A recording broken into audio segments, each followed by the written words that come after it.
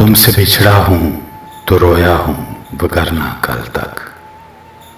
रोने वालों को भी फनकार कहा करता था।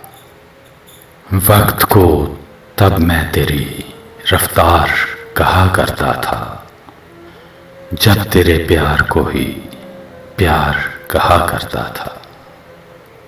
तेरे होने से समझता था कि दुनिया तुम हो, वैसे दुनिया को मैं बेकार कहा करता था।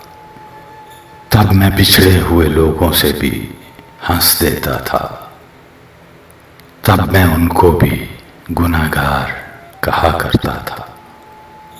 तुमसे बिछड़ा हूं तो रोया हूं वगरना कल तक।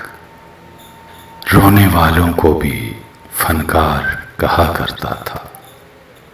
हम शक्ल है या वही है मेरा दुश्मन देखो, ऐसे एक शख्स को मैं यार कहा करता था।